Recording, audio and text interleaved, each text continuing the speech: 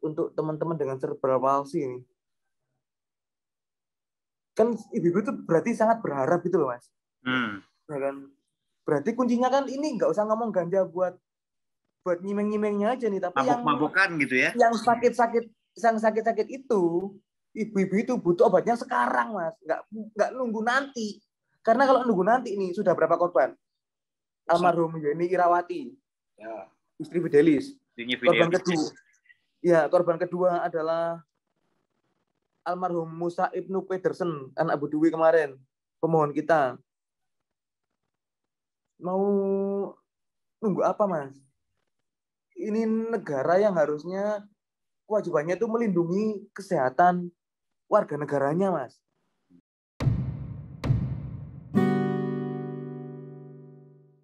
Ya, baik, ketemu lagi sama saya Patri Handoyo di kanal Indonesia Tanpa Stigma. Kali ini kita pengen ngobrolin soal judicial review atau uji materi ya tentang undang-undang narkotika. Jadi ya gini, teman-teman, ada sekelompok ibu-ibu yang anaknya itu mengidap cerebral palsy atau lumpuh otak. Nah, lumpuh otak ini dia bisa di terapi gitu ya, diterapi, tapi kemudian yang merepotkan itu setelah terapi dia bisa gerak motoriknya, tapi mereka juga rentan terkena kejang. Nah, kejang-kejang inilah yang kemudian balik lagi dari nol gitu, sehingga terapi-terapi yang sudah dilakukan sebelumnya itu menjadi ya balik lagi ke nol gitu. Nah, di beberapa negara kejang-kejang itu sudah bisa diobati sama yang namanya cannabidiol gitu atau CBD. Itu obat dari bahan dasarnya ganja. Nah, saya di sini temani sama Singgih Tommy Gumilang atau disebut ya panggil saja Tommy gitu ya. Sama rekan saya Tri Rwanda. Gitu. Jadi gimana Mas Tommy? Ini udah 2 kali sidang ya? Sudah sidang pertama pengajuan permohonan, sidang kedua perbaikan, sidang ketiga yang saksi ahli itu ahli kemarin yang sama Profesor Muslim Usman, sama Profesor David Nat, sama Bu Asmin. Terus sudah ternyata bola saljunya keren hari ini mengganja di Indonesia. Namanya bagus banget. Maksudnya semua mata jadi aware kalau ternyata ganja punya potensi menyembuhkan penyakit kejang garis miring epilepsi dan atau cerebral palsy. Walaupun pada kenyataannya dilarang dengan pembuktian Ibu Dwi dengan almarhum Musa di Australia hari itu membawa dampak positif pada Musa, sehingga pada saat kemari undang-undang melarang Musa kehilangan hak untuk menghirup aroma dupa ganja itu loh. Di Australia kan Musa kan pakai dupa ganja nih ceritanya. Dupa ganja itu di satu ruangan kayak aromaterapi itu dikasih ganja di aur-aur gitu. Jadi ruangannya jadi bau ganja gitu, dan Musa bernafas aja di situ. Jadi nggak metodenya nggak dengan dibakar, nggak dengan apa-apa, tapi dengan dupaan. Jadi menghirup, bernafas aja Musa di situ di ruangan tertutup itu. Nah, itu membawa aspek yang baik loh. Jadi yang tangannya itu kaku nih sebelumnya Musa bisa bergerak, dan itu Ibu Dwi sebagai orang tua Musa yang merawat Musa sejauh itu merasa takjub gitu sama ternyata kok ganja bisa gitu. Begitu balik, karena hukum Indonesia secara hukum positifnya ngelarang, ngelarangnya itu lewat penjelasan pasal 6 ayat 1 huruf A dan pasal 8 Undang-Undang 35 2009 tentang narkotika, Mas Pat. Nah, karena narkotika golongan 1 dilarang, itu kan termasuk ganja tuh. Sedangkan kan Ibu Dwi dan anak Musa hari itu kan di Australia merasakan terapi dupa ganja yang membawa kemajuan pada kesehatan Musa kan. Pas di sini nggak bisa, terus pakai obat-obatan biasa yang biasa diresepkan, tapi tidak ada perkembangan. Sehingga pada suatu hari yang saya lupa tanggalnya berapa, Musa meninggal. Sehingga di situ Mahkamah Konstitusi merasa perlu melanjutkan sidang berikutnya tuh, karena dari Musa meninggal baru ada panggilan sidang kalau saya ingat, saya nggak salah deh. Okay. Gitu. Dan saya kenal dari Ibu Dwi itu karena gerakan LGN, Mas Pat. Oke, sebelum sampai ke situ, Mas Tom, kami pengen dengar update dulu dong dari sidang yang terakhir kayak gimana? Ya gini, Mas Tommy, itu kan bukan semua orang, banyak orang tahu ya dari pemberitaan, dari publikasi seputar ini juga. Ini kan perjuangan dari koalisi ini yang mendampingi 3 ibu-ibu ini, itu kan dimulai kalau saya nggak keliru itu November 2020 ya mulainya ya, Mas Tommy ya. Kalau November 2020 kan ya? Iya, benar. Ya, mulainya ya, mengajukan judicial review gitu ya, Mas Tommy ya. Iya. Permulaannya. Nah, Mas Tommy Singgih ini kan salah satu yang mendapat kuasa hukum untuk 3 ibu-ibu ini ya, termasuk koalisi juga. Update dong, kemarin kan tanggal 30 September 30 Agustus lalu kan sudah ada sidang juga ya, Mas Tommy ya. Mendengarkan saksi yang diajukan oleh pemohon kalau saya nggak salah ya, saksi ahli. Itu gimana Mas Tommy jalannya sidang tempo hari? Karena barangkali ada beberapa penonton kanal Indonesia Tanpa Stigma ini nggak sempat ngikutin. Gimana tuh Mas, inti-intinya Mas? Oke. Saya boleh berangkat mulai sebelum ruang sidang dibuka nggak? Boleh banget. Sebelum ruang sidang dibuka, itu kan saya udah terhubung pada layar Zoom MK kan dengan mereka, sudah terkoneksi. Nah, sebelum layar kanalnya dibuka di YouTube nih, itu udah 14 menunggu. Oh gitu ya?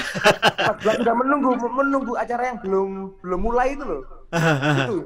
Nah, antusiasme ini kulihat ya, karena aku pernah bersaksi kebetulan waktu itu saya sama Dira pernah nengokin Mahkamah Konstitusi. Kebetulan hari itu yang gugat adalah Pecandu Sabu hari itu. Pecandu Sabu,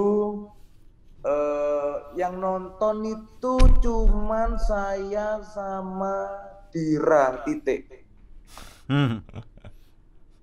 Tapi berbeda dengan kemarin.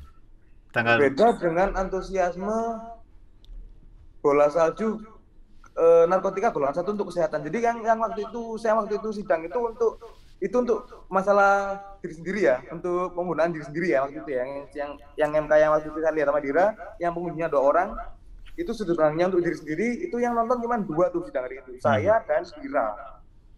Nah, sedangkan waktu sidang MK yang ini rasa atmosfernya itu kerasa sebelum sidang pun udah 14 antri untuk melihat tuh Mas. Oke. Apa arti antusiasme ini, Mas Tommy? Ini kalau narkotika golongan 1 yang ada ganja di dalamnya, itu kan harusnya pelarangan ini menurut 3 ahli kita kemarin nih Mas. Yang pertama adalah urutannya Ibu Asmin Francisca. Itu sangat bagus banget memberitahukan kepada Hakim Mahkamah Konstitusi sekaligus kepada pengunjung sidang online tersebut ya, mengenai seluk-beluk dan karakteristik Undang-Undang Narkotika disesuaikan dengan Konvensi Tunggal Narkotika yang sebenarnya tuh, sama perkembangannya hari ini ya. Lalu disambung dengan Profesor David Nutt yang memang penelitiannya sudah nggak karu-karuan, udah banyak banget tentang ilmiah ganja dan narkotika golongan 1 yang lain gitu beliau. Yang karu-karuan justru. Yang seru nih ditutup sama Profesor Muslim Musman nih. Oh ya, gimana? Karena Profesor Muslim Musman itu adalah ahli kimia bahan alam dari Unsiah Banda Aceh nih. Yang punya ganja kan Aceh nih, yang punya tanah ganja tanya Aceh kan, itu yang ngomong Profesor Aceh nih yang ngomong nih. Maksudnya beliau ini kan sekarang konsentrasinya kan masalah penyalahgunaan ya. Sebenarnya semua zat itu bisa dipilah-pilah sesuai dengan kebutuhan melalui metode yang sudah beliau ahlinya di situ. Itu beliau bisa memisahkan zat-zat mana yang dipakai untuk apa, yang lainnya yang nggak dipakai itu gimana perilakuannya gitu. Jadi menariknya pada bahan untuk kita mengajukan uji materi ini kan ganja untuk lumpuh otaknya si Musa kan kemarin itu.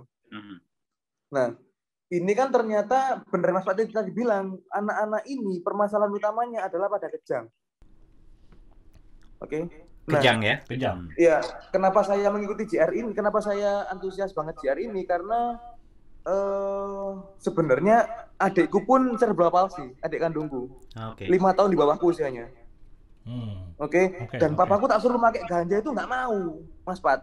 Tak suruh pakai ekstra ganja itu nggak mau karena apa? Takut, Mas. Iyalah. Nah, makanya nih kan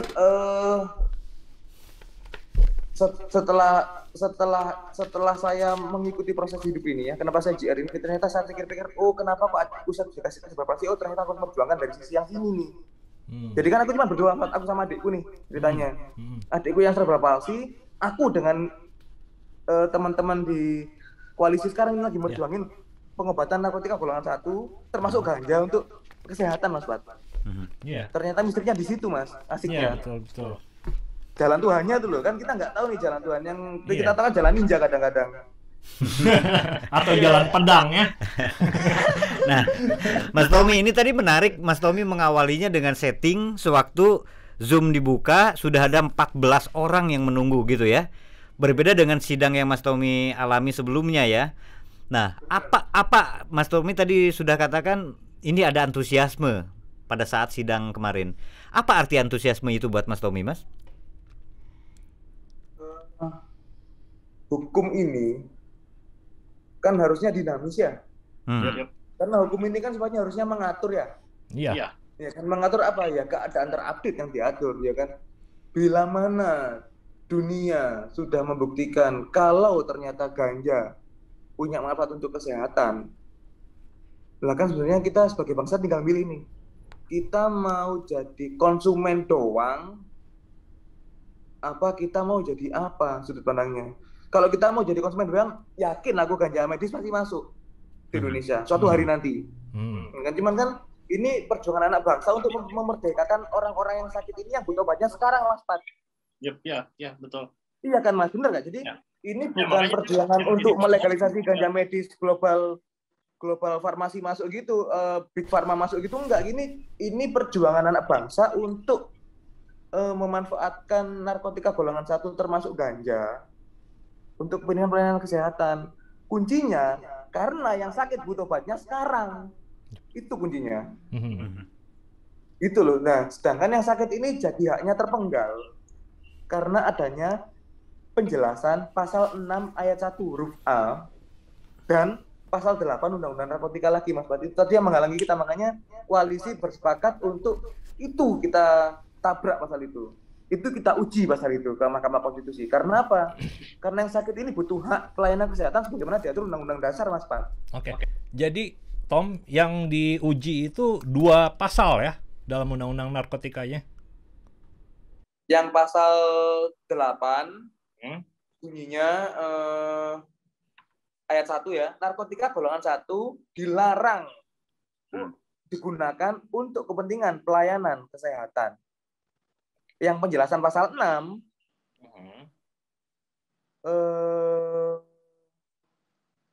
yang penjelasan pasalnya bunyinya gini, Mas Bat.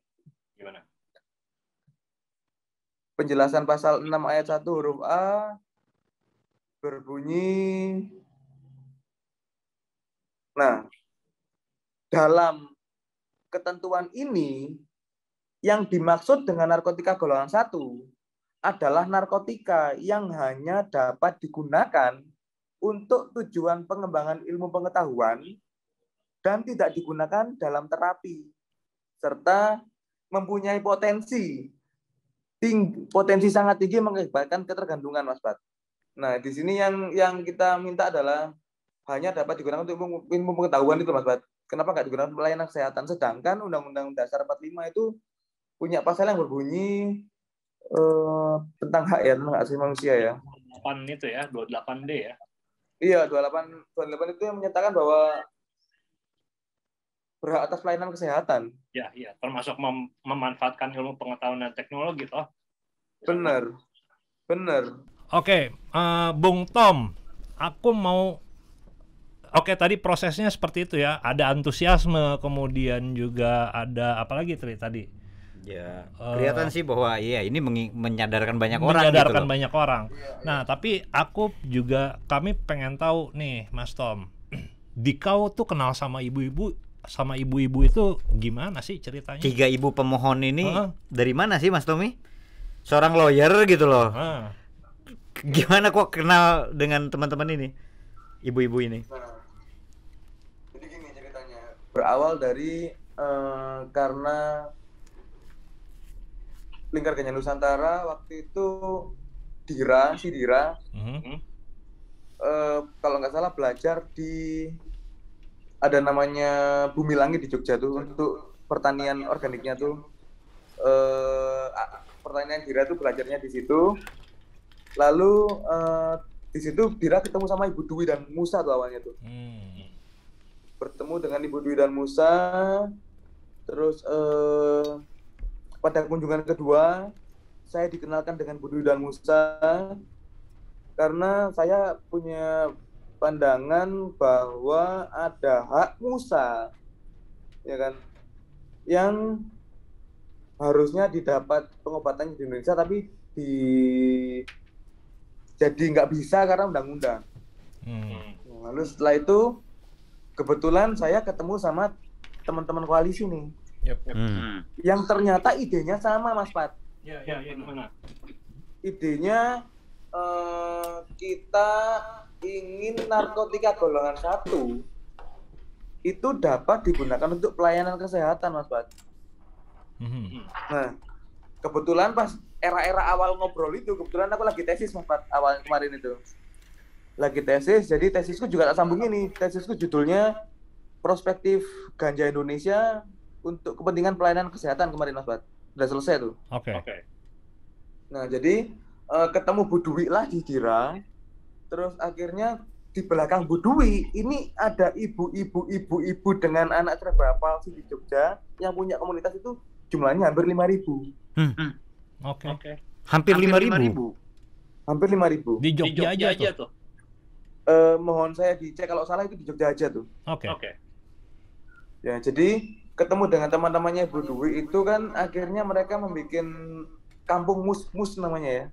Dengan adanya Musa dan teman-temannya Musa itu akhirnya ada namanya kampung mus terapi cerebral palsy gitu. Terus di situ juga mulai dibukakan wacana bahwa di sana itu ternyata ganja bisa menurunkan kejang loh. Sedangkan masalah pada anak cerebral palsy itu pada kejang nih. Tunggu, itu yang ngasih tahu ganja bisa mengobati kejang itu siapa? Bukan ngajarin, jadi Bu Dwi cerita pengalamannya sama aku saja. Oke. Di situ loh di Australia. Iya. Lupa ganja itu. Iya. Sip. Terus. Berceritalah beliau kepada ibu-ibu dengan nasib yang sama kan sebenarnya ibu-ibu ini Mas sebenarnya. Dengan anak yang sama gitu loh ceritanya. Kondisinya lah. Jadi sharingnya lebih mudah diterima. Terus dari kekuatan itu beberapa kita mohon untuk jadi pemohon. Kebetulan waktu itu yang kemari adalah Mas Eras. Giliran jadi tok-tokannya. Waktu itu yang kesini Mas Eras, ketemu lagi sama Bu Dwi, ketemu lagi sama ibu itu.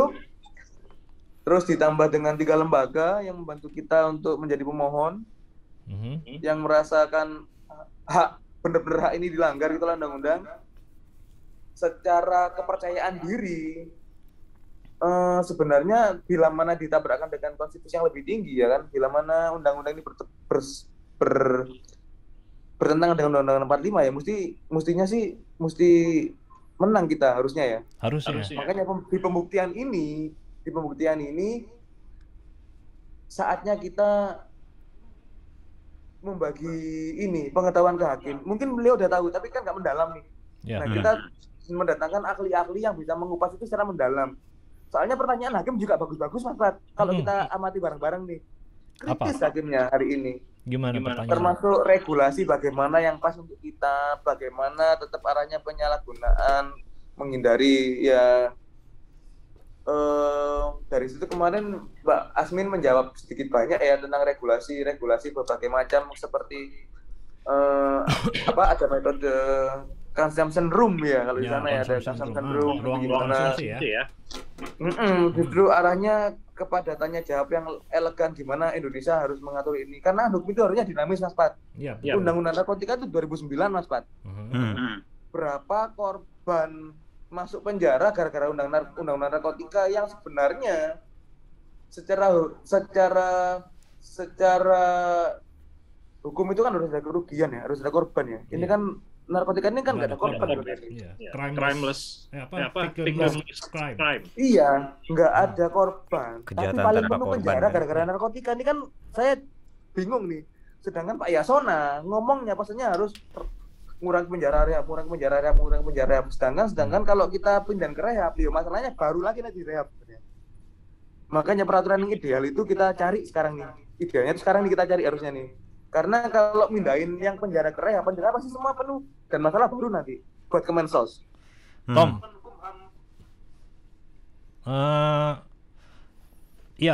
Gini. Itu tadi Mas cerita soal beracaranya ya.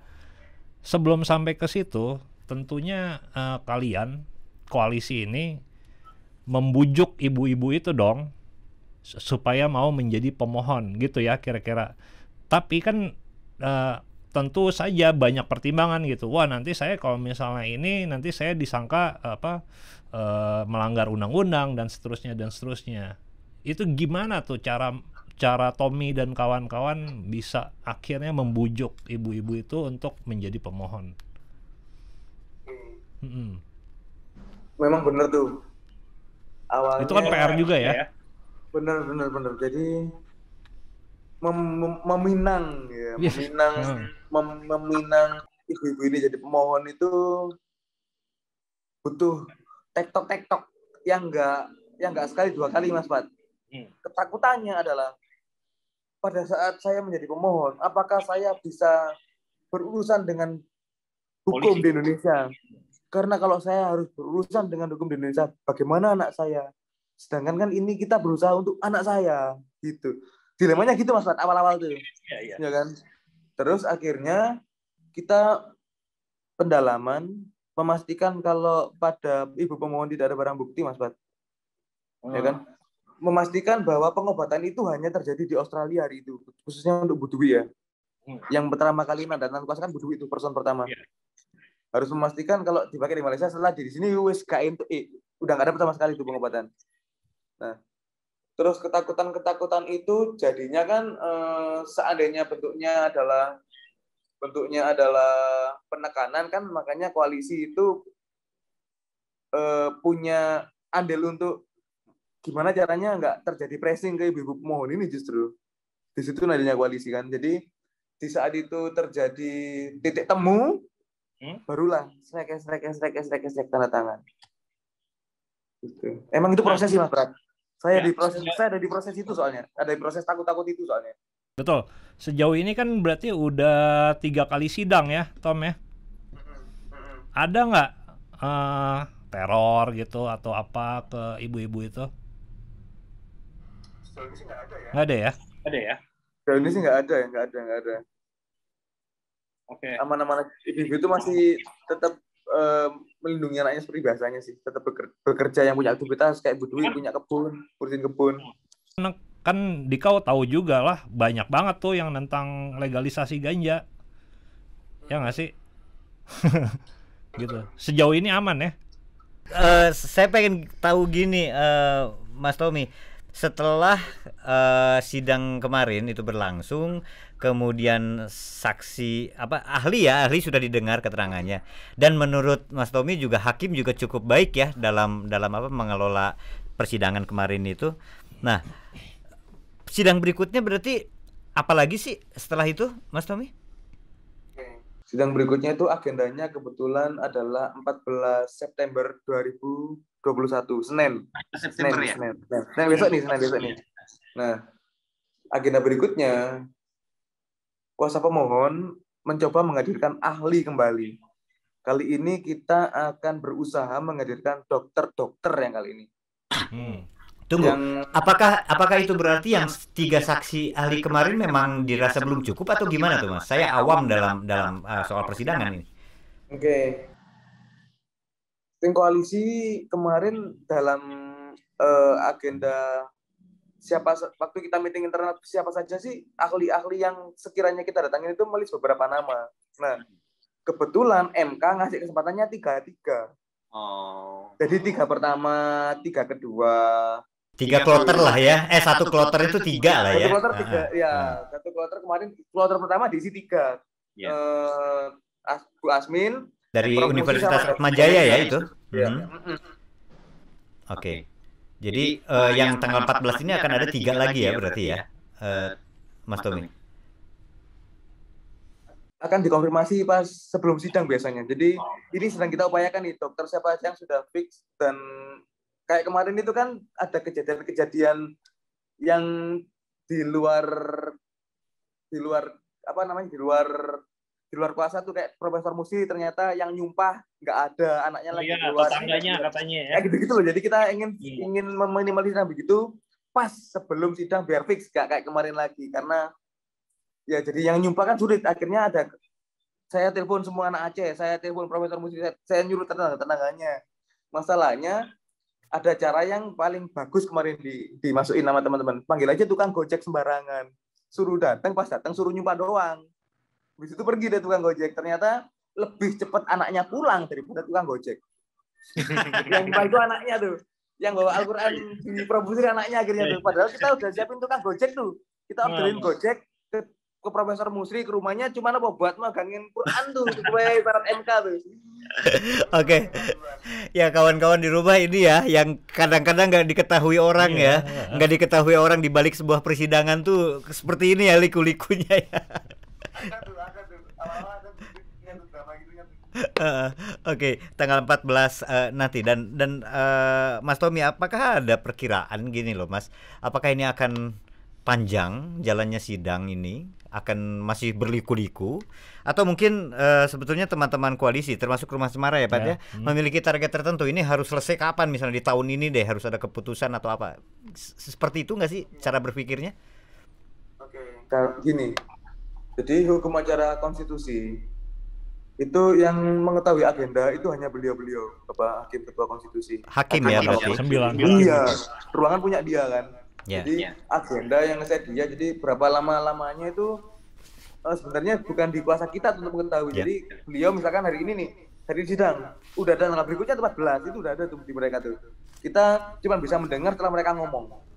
Oh 14 setelahnya gitu baru kita nyatet. Terus sidang-sidang ini memang sesuai, jadi gini, ada kemarin juga ada penundaan gitu-gitu. Jadi itu benar-benar kuasanya Hakim MK sih pada dasarnya, masih. Jadi itu di luar kekuasaan Mas Tommy dan teman-teman koalisi ya. Benar-benar yang punya ruangan tuh beliau, Hakim MK tuh. Hakim MK ya, yang 9 orang itu kan. Nggih. Hakim konstitusi itu. Ya, jadi saat ini apa nih Mas Tommy yang dilakukan oleh Mas Tommy sama teman-teman untuk sambil menunggu tanggal 14 ini, apa saja Mas tahapan yang sedang dilakukan sekarang? Persiapan yang pasti adalah berkomunikasi sama ahli yang akan kita siapkan, sekaligus penerjemah kayak kemarin Mas Miki, karena kemungkinan yang kemarin briefing sih itu satu ahli luar dan Mas Miki dan tim kuasa. Untuk persiapan 14 nih. Siapa beliau nanti akan ada di publis biasanya H-1 atau hari H paginya sebelum sidang tuh. Biar menarik. Tapi sidang ini menarik sih. Jadi kenapa kok saya bilang bola es ini semakin besar? Karena media yang nulis semakin beragam. Iya, betul. bener kan? Jadi media yang semakin beragam, video yang bermunculan semakin banyak, ya kan? Yang berinteraksi sama akun sosial media yang sesuai dengan yang bisa dicek di layar meningkat gitu, ada grafiknya gitu loh. Oh, isu ini yang makan banyak ternyata. Ganja medis ini ya. Yang ingin tahu, yang tiba-tiba ingin tahu loh. Jadi keingintahuan itu kan munculnya kalau sebenarnya menarik apa enggak obrolannya nih. Berarti ini menarik menurutku. Banyak yang mengkonsumsi ini sebagai ilmu, soalnya ilmu baru. Bahkan itu banyak yang bisa dikutip sebenarnya. Omong-omongan profesor-profesor kemarin itu. Iya betul. Nah, ya kalau kan gini ya, pengidap lumpuh otak tuh kan ada banyak ya di Indonesia ya, ratusan ribu, bahkan saya nggak tahu berapa jumlahnya. Ada nggak sih pengidap lumpuh otak itu orang tuanya yang kemudian menghubungi para pemohon gitu? Kan 3 pemohon ini jadi tenar nih gara-gara sidang di MK gitu. Atau LGN deh gitu. Banyak nggak sih yang dari daerah lain, nggak cuma Jogja aja? Ya, apakah ada nggak? Mungkin pertanyaan lu, apakah sudah sampai pengaruhnya udah sampai ke sana gitu ya? Sampai orang-orang misalnya ibu-ibu yang sama mengalami nasib sama kalau kata bahasa Mas Tommy tadi kan, sampai kemudian menghubungi siapa tahu komunitas yang di Jogja tadi atau ibu-ibu pemohon ini misalnya, ada nggak Mas info-info seperti itu Mas Tommy? Ini kalau dalam gerakan sosial nih ya, dalam gerakan sosial yang bisa kita lihat di sosial media, itu sekarang banyak video-video dengan tagar rakyat berhak sehat. Itu adalah harapan-harapan ibu-ibu yang kadang-kadang kalau di repost sama LGN itu fotonya sama anaknya yang ternyata nasibnya sama kayak Musa nih Mas. Jadi gerakan jadinya. Jadi gerakan gitu loh, jadi gerakan bareng-bareng gitu loh. Enaknya tuh. Rakyat berhak sehat ini jadi gerakan gitu. Jadi banyak ibu-ibu yang foto ini bapak, ini suami, ini istri, ini tengahnya anaknya. Itu foto rakyat berhak sehat gitu. Oh, sama nih kayak Musa gitu. Kita repost di story gitu Mas. Jadi gerakan sih kemarin Musa itu. Waktu sidang jadi gerakan tuh. Gitu tuh. Enaknya begitu. Enaknya komunikasi tagar ini juga membuat kita bisa nge-track berapa sih yang view, berapa sih yang tertarik. Statistiknya ya. Iya, bener, bisa dicek grafik naik turunnya gitu loh. Kena grafik naiknya itu pasti kalau mau sidang tuh. Oh iya. Pas mau sidang justru. Ya kan mau sidang kan kita selalu sebar rilis pasti. Betul. Terus kita selalu sebar undangan sidang tuh. Di situ grafik naik tuh.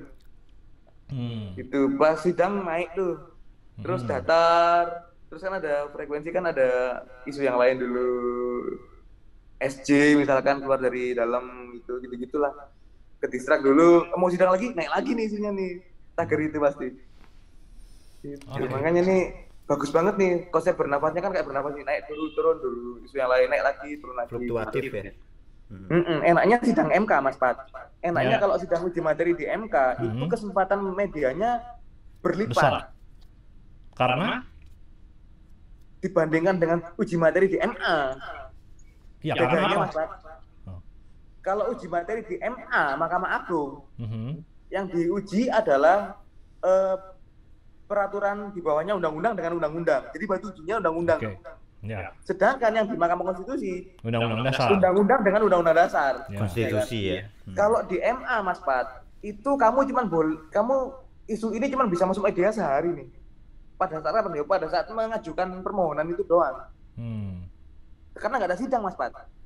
Kalau di MA nih. Nah, sedangkan di MK kan per agenda pemeriksaan itu kan ada sidang. Nah, otomatis kita bisa mengajak teman-teman media untuk ayo melihat bareng-bareng yuk, sedang ngomong apa sih MK dan para ahli-ahli ganja nih gitu. Para ahli-ahli narkotika golongan 1 nih gitu. Ahli ganja. Sorry, saya lulusan narkotika. Ya, bahkan di Thailand ada yang namanya dokter ganja kan? Ayo, Tom. Ada guru ganja juga. Tom, menurut Dikau apa sih yang akan menjadi tantangan ke depan dalam proses uji materi ini? Jadi kalau tantangan sih menurutku justru aku belum melihat dari kemarin-kemarin itu pemerintah bertanya ke ahli, Mas. Pemerintah itu diwakili oleh presiden diwakili oleh Kemenkes, Kemenkumham dan Kejaksaan RI kemarin, dan DPR itu dengan adanya paparan yang bagus dari 3 ahli kemarin, kok aku bingungnya nggak ada pertanyaan ya? Oh iya. Iya, Mas. Jadi perwakilan pemerintah itu tidak bertanya dan kuasa pemohon.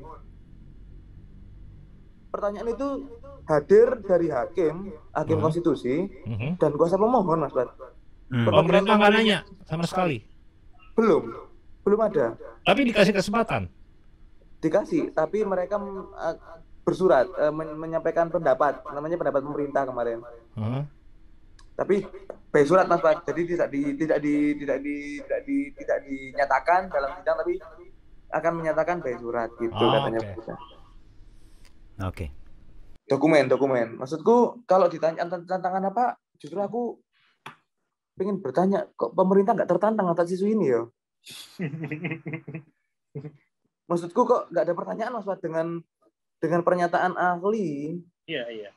Yang bagus itu loh, Mas Pat, 3 orang itu mengemukakan sesuai dengan keahliannya, Mas Pat. Bukan kaleng-kaleng 3 orang kemarin itu kan. Betul. Mengemukakan keahliannya. Iyalah profesor gitu loh, dekan. Yang harusnya bisa ditanya, itu kan kesempatan nanya bagus banget tuh sebenarnya.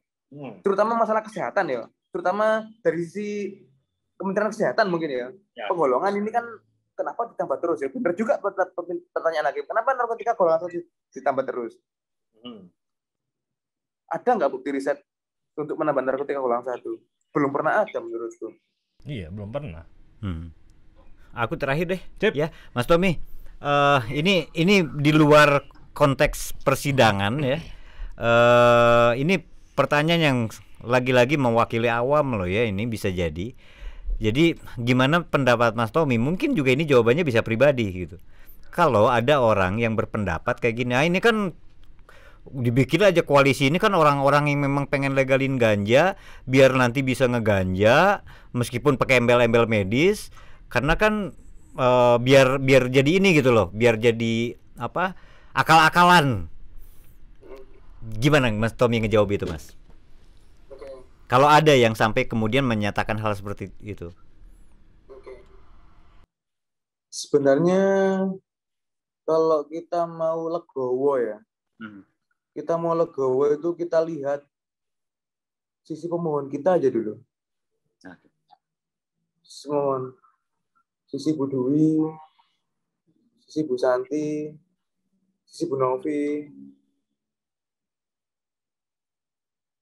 Mungkin nggak semua anaknya kayak ibu-ibu itu ya maksudnya. Tapi kalau kita jadi mereka nih, ya kan, dengan fakta-fakta ilmu pengetahuan berupa jurnal-jurnal yang dapat dipertanggungjawabkan, ternyata ganja bermanfaat untuk kejang nih. Sedangkan kejang adalah indikator restart untuk teman-teman dengan cerebral palsy ini. Kan ibu-ibu itu berarti sangat berharap gitu loh, Mas. Ya kan? Berarti kuncinya kan ini nggak usah ngomong ganja buat nyimeng-nyimengnya aja nih, tapi mabuk-mabukan gitu ya. Yang sakit-sakit itu, ibu-ibu itu butuh obatnya sekarang, Mas. Nggak nunggu nanti. Karena kalau nunggu nanti nih sudah berapa korban? Almarhum Yeni Irawati, ya, istri Fidelis. Korban kedua adalah almarhum Musa Ibnu Pedersen, anak Bu Dwi kemarin, pemohon kita. Mau nunggu apa, Mas? Ini negara yang harusnya kewajibannya itu melindungi kesehatan warga negaranya, Mas. Kalau sampai banyak warga negara yang akhirnya menjadi korban penyalahpahaman pengertian konvensi tunggal, ya kan? Kan sekarang jadinya ngomongnya adalah penyalahpahaman pengertian konvensi tunggal. Mungkin translatornya nggak tersumpah hari itu. Jadi yang mana konvensi tunggal tidak pernah melarang pemanfaatan narkotika untuk kesehatan, melainkan mengatur dengan ketat. mengatur dengan ketat itu diimplementasikan di Indonesia dengan melarang gitu. Iya. Aku nggak tahu salah tafsir apa salah paham ya. Yang jelas sudah menaun-naun dari 2009 sampai hari ini masalahnya. Nah, jadi biarkanlah ibu-ibu itu mendapat obatnya sekarang. Kita nggak ngomong ngelegalin narkotika golongan 1 untuk dipergunakan untuk enaknya tok, enggak. Perhatikan sisi kesehatan orang-orang yang membutuhkan narkotika golongan 1 termasuk ganja untuk kesehatan. Oke. Clear. Singgih Tommy Gumilang, makasih ya buat ngobrol-ngobrolnya kali ini. Ya, loud and clear lah ya. Loud and clear. Oke, Mas Tommy, terima kasih banyak ya. Salam buat teman-teman koalisi. Ya. Dah. Oke. Thank you. Selamat sore. Ya, sore. Ya kita akan lihat Pat sama-sama tanggal 14 nanti akan ada sidang lagi dan Rumah Cemara tuh biasanya mengcover itu ya, meliput itu juga. Jadi kawan-kawan di rumah, mari kita lihat perjuangan koalisi ini, karena bukan hanya soal 3 ibu-ibu itu aja kan. Bukan. Bisa jadi ada banyak ratusan ribu Iya, yang mengidap cerebral palsy. Belum yang ayan, belum lagi ya Alzheimer, belum lagi persoalan-persoalan penyakit-penyakit lain yang bisa disembuhkan. Ya kan anehnya kan gini, Pat. Udah a priori gitu. Iya. Belum apa-apa udah pokoknya larang aja. Tanpa harus diuji, nggak ada dasar ilmiah dan semacamnya. Dan saya senang tadi Tommy tadi bilang kan antusiasmenya lain sewaktu dikaitkan dengan ganja ini dan dengan medis dan belum online aja belum sidang tayang, aja udah 14 orang nunggu dan kita nggak tahu apakah itu jangan-jangan polisi semua. Kita nggak tahu. Atau siapapun lah ya yang jelas semua 14-nya serse. yang jelas memang ini membuka banyak orang. Saya ngutip betul. Membuka wawasan banyak orang, mengutip istilah Lu sendiri Tommy gimana tadi. ngelihat kemarin hasil sidang itu, terus kan gue kirim siaran pers tuh. Ya, itu gimana? Ya setahu saya beberapa media mengutip itu. Artinya kan kalau media kan bakal ngelihatnya dari ini bernilai berita. Artinya ini penting untuk orang banyak, ini penting untuk diketahui orang. Terlepas dari perspektifnya seperti apa ya. Betul. Nah, cuma artinya ini menarik minat banyak orang. Ini hal baru bisa jadi, apalagi udah ada perjuangan yang sampai ke ingin masuk ke ranah hukumnya kan. Jadi bukan cuma sekedar kampanye, bukan sekedar tapi ini wacana. Ya. Ini serius sampai dari mulai membujuk ibu-ibu itu. Gila. Ya, dan yang menarik tadi kan Pat, Tommy bilang itu kan butuh proses karena saya bisa membayangkan lah. Ya, saya membayangkan ibu-ibu awam, ada yang berkebun juga kerjanya kan tadi. Awam, dia bukan aktivis LSM, bukan kelompok masyarakat sipil. Dia punya anak cerebral palsy. Gimana dia bisa dengan leluasa coba? Ya udah saya mau ngegugat misalnya. Nggak ada lah, Pak. Sulit sekali lah orang seperti itu. Jadi teman-teman koalisi ini ya salut lah ya. Selamat berjuang. Ada banyak orang di belakangnya. Oke, sip. Gitu aja kali Pat ya. Oke, terima kasih ya teman-teman udah nonton episode kali ini. Kita jumpa lagi kapan-kapan. Dadah.